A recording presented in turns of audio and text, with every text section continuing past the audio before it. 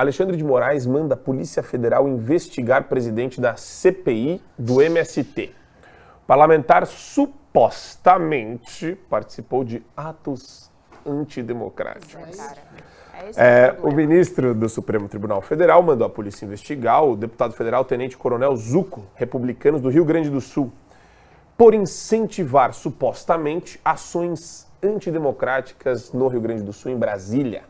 Ele foi o deputado eleito como presidente da Comissão Parlamentar de Inquérito do Movimento dos Trabalhadores Rurais Sem Terra, cujo objetivo é apurar as invasões de terra realizadas pelos militantes revolucionários, sanguinários, de extrema esquerda, marxista, leninista, malucos. Queria aproveitar e pegar a deixa do Holliday e colocar o seguinte. Holliday, quando você fala sobre o Deltan e o mandato dele, eu enxergo como se a gente estivesse dando, eu até usei essa expressão na Gazeta do Povo, novalgina para um tratamento de câncer. Então, se o Holliday, se o Deltan Dallagnol consegue, por algum acaso, assim, hipótese mais do que otimista em toda a nossa realidade, reaver o mandato. Arthur Lira vai lá, ele se defende, por algum motivo divino, uma intervenção divina, eles falam, não vamos tirar o mandato do Deltan Dallagnol, não será cassado. Isso não muda o fato de que o ativismo judicial, que é o que eu chamo de câncer do judiciário, ainda está no coração do TSE e do Supremo. E ele tá pulsando, ele está em metástase ali, ele está bombando.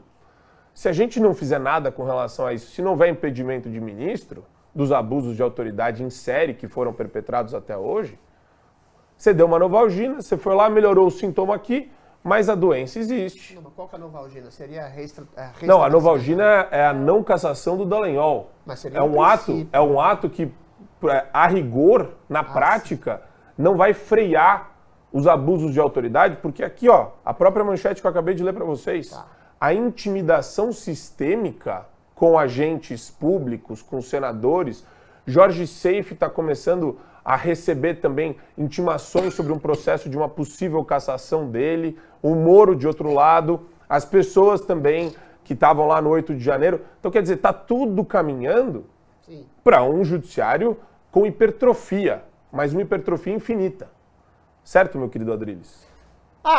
Acho que sim, mas eu acho que eu não subestimaria se eventualmente a Câmara se colocasse contra a cassação do Deltan. Primeiro, nem por uma questão de liberdade, de democracia, por autopreservação da própria Câmara. A gente já viu o Daniel Silveira tendo o indulto retirado e colocado na cadeia de maneira absolutamente injusta por uma série de basófias e ofensas que fez. A gente está vendo agora, por uma questiúncula jurídica, o Deltan Dallagnol sendo cassado porque ele teria ofendido a honra do Renan Calheiros e teria saído da Procuradoria para ser candidato, sendo que o TRE não falou nada. Ou seja, são pequenas questiúnculas jurídicas que todo mundo está sabendo, está percebendo, que são manobras jurídicas para impor uma espécie de ditadura do judiciário que está atropelando os outros dois poderes.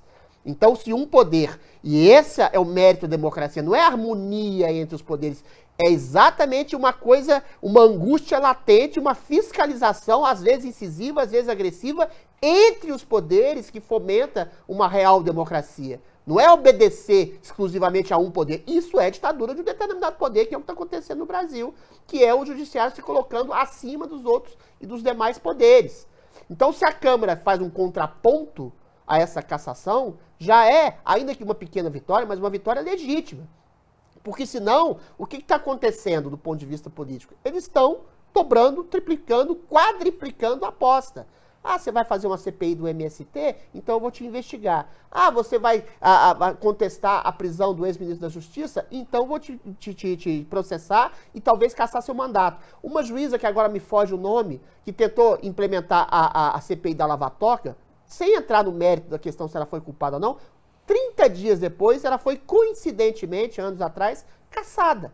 Cassada pelo judiciário e endossado esse tipo de cassação pela própria Câmara. Porque a gente sabe que existem negociações políticas entre ministros do STF e deputados. Negociações podem ser entendidas de alguma forma como algum tipo de chantagem, porque metade da Câmara tem processos no judiciário, particularmente no STF. É só você empurrar esse processo para sempre, dar celeridade e dar uma ênfase maior na absolvição ou na condenação. Então existe a República Brasileira, meu bom Marco Antônio, ela é carcomida por um tipo de corrupção moral subliminar. Então, quando você vê uma certa harmonia exagerada entre os poderes, você pode saber que existe uma cooptação ou uma chantagem ali dando certo. E aí, essa possibilidade da não cassação do Deltan Dallagnol poderia dar um pequeno ensejo a que a Câmara reagisse de maneira mais incisiva e lá na frente, talvez, a gente tenha a possibilidade do impeachment de um potencial ministro que esteja, quem sabe, talvez, contudo, porém, todavia, meu caro YouTube, conspurcando a democracia e, eventualmente, estabelecendo a ditadura do judiciário do país. Não provoca a estagiária feminista louca que Olha, falei só em abstrações. Que tá pegando a gente pelo colarinho. Ô, Holiday, eu não sou tão otimista que nem o Adrilles. Eu acho que, primeiro... A gente está pelo menos a não cassação. A gente está trabalhando na não cassação dentro da hipótese mais otimista da história da humanidade. Né? Considerando a hipótese realista, que é a cassação dele, o curso natural, é a cassação do Dallagnol. Marco, na verdade, eu acho que você sempre é o mais pessimista da roda. Você sempre é o cara assim, que bota... Ele superar, quer jogar cara. todo Eu achava mundo que eu era baixo. pessimista. Porque eu tô no time do Adrilles, assim. Porque é tão improvável reverter a cassação do Deltan que acho que seria a primeira ação, e seria uma ação muito drástica, do Legislativo contra uma decisão do Judiciário. E acho que isso criaria uma tensão entre os dois poderes que acho que só é comparável, talvez, ao momento em que o Renan Calheiros se recusou, vamos lembrar lá atrás, a obedecer uma decisão do Marco Aurélio Mello. Para quem não se lembra, o Marco Aurélio tinha dado uma decisão, se eu não me engano, afastando o Renan Calheiros da presidência do Senado. E o Renan Calheiros simplesmente disse que não ia obedecer, e quando ele não obedeceu, o plenário do Supremo reverteu a decisão do Marco Aurélio. Depois daquilo, eu não me recordo de nenhum outro momento em que o Legislativo tenha desafiado o Judiciário dessa forma. Então seria um desafio, acho que até histórico e óbvio. Isso poderia criar um novo capítulo aí nessa história de tensões. Só que a questão é, as ruas não poderiam parar por aí. As lideranças que estão convocando as pessoas para as ruas, e isso inclui o Deltan, teriam que compreender que há uma questão muito maior e que não é uma luta somente pelo mandato do Deltan, mas que é uma luta pelo reequilíbrio dos poderes. E aí haveria a necessidade de ter uma continuidade de luta nas ruas. Porque é inacreditável como que o judiciário tem se utilizado de coincidências para pressionar determinadas pessoas. Por exemplo, agora, no momento da instalação da CPI do MST, vem e surge um inquérito contra o presidente da CPI do MST. Eu vou usar o meu próprio exemplo aqui. Eu não estive no dia 8 de janeiro, nunca convoquei nada em relação ao dia 8 de janeiro. Aliás, eu nem sabia que dia 8 de janeiro haveria uma manifestação em Brasília. E no dia seguinte a eu ter feito uma denúncia de nepotismo envolvendo o PSOL na Câmara Municipal de São Paulo, o mesmo Alexandre de Moraes aceita uma denúncia do mesmo PSOL contra mim por ter, vejam vocês, incentivado os atos do dia 8 de janeiro. E a partir daquele momento, logo após a denúncia que eu fiz contra o PSOL, no dia seguinte, eu passei a ser investigado por incentivar o dia 8 de janeiro. E é assim sempre. Sempre há uma coincidência de um ato de alguém de direita e no dia seguinte ou alguns dias depois ele passa a ser investigado, porque há uma tentativa, pelo menos ao que se parece, há uma tentativa de pressionar lideranças de direita a ficarem acuadas, a não agirem como oposição. E evidentemente que reverter a cassação de um deputado não vai parar essa sanha de ditadura do judiciário. É uma causa muito maior do que essa. Mas claro que conseguindo essa vitória seria, ao meu ver, uma vitória muito simbólica e a primeira em muito tempo que nos daria uma esperança de reequilibrar os poderes. Eu acho bonito. Eu queria acreditar nesse Brasil. O Brasil que começa a se reerguer por conta do... Porque uma coisa é interessante, né? Tem que começar por... Qual que é a premissa das relações institucionais em Brasília, Geisiane? Corporativismo total. Sim. Então, desde entidade de classe que vai fazer lobby junto a senador e deputado, é todo fechado ali, né? Então, professor, policial, é aquela força das entidades de classe. E os políticos, eles também tentam se preservar. A questão a gente não enxerga mais isso porque eles deram o Daniel Silveira... Tem uma coisa que vocês estão esquecendo. O Deltan Dallagnol é representante do quê? Da Lava Jato. A Lava Jato é representante ela une todos. Combate à corrupção. Você acha que a maioria do Congresso é probo? É só você pegar o... Tem uma carreira probo. Existe uma antipatia crônica em relação à Lava Jato, que quer destruir a Lava Jato, que transcende esse corporativismo na Câmara. Exatamente. Por quê? É o lobby, o mais terrível lobby da política brasileira, que é o lobby da corrupção. E tem uma coisa que eu ia falar, no Congresso Nacional. Muita gente fala sobre o arrefecimento da perseguição, mas eu sempre usei esse exemplo aqui. Qual que é a tendência para mim? Você não precisa matar, sufocar, sumir com todos os jornalistas ou com todos os opositores.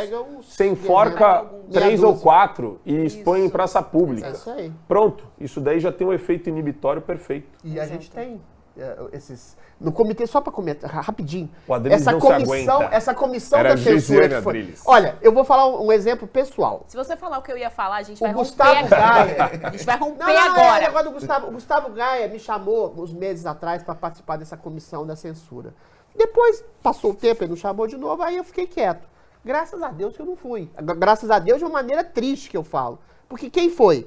A Bárbara do Te Atualizei, o Constantino, o Figueiredo, todas essas pessoas aconteceu o quê? No dia seguinte, todos os vídeos do YouTube desapareceram, tudo desmonetizado, novas censuras, ou seja, parece que alguém do judiciário, quem sabe, o inominável, viu aquela sessão e falou, vocês estão reclamando da censura? Vou censurar mais. É esse o nível que está acontecendo. Se você diz que está sendo censurado, que existe censura no Brasil, aí a justiça vem e te censura mais. Você faz uma denúncia e aí o cara te arrebenta de vez. Então, é difícil. Bom, olha só como as coisas já estão, Marco. Moraes manda investigar, ele é um juiz, ele não tinha que estar mandando nada ser investigado.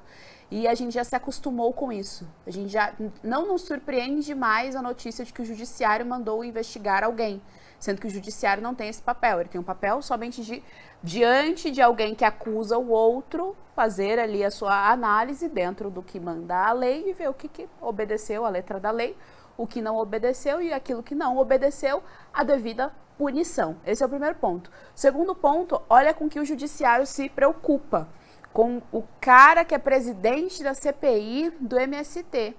Em nenhum momento há preocupação de que é um movimento terrorista, de que é um movimento que prejudica a economia do nosso país, que prejudica, portanto, as famílias do nosso país, que prejudica o agro do nosso país, que é essencial para o nosso funcionamento enquanto social e enquanto econômico.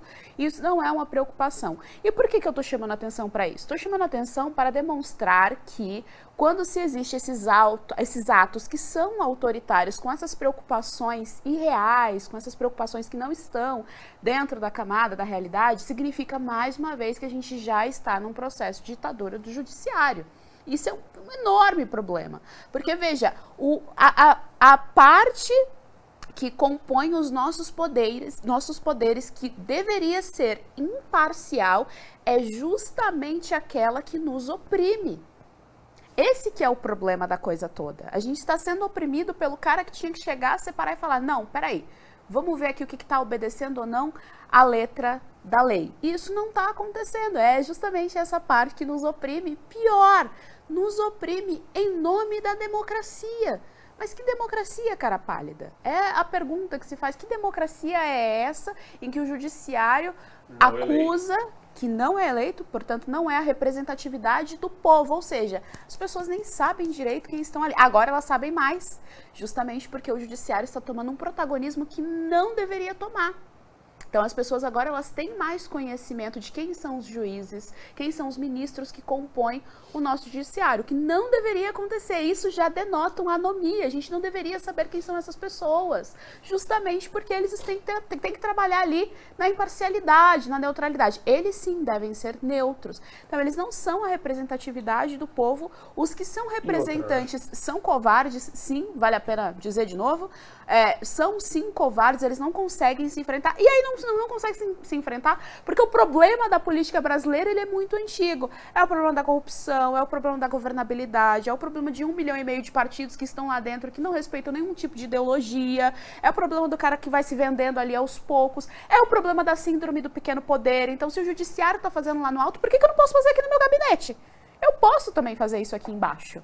Agora, eu entendo a sua preocupação, só pra gente voltar nessa pauta rapidinho do Deltan, eu entendo que você...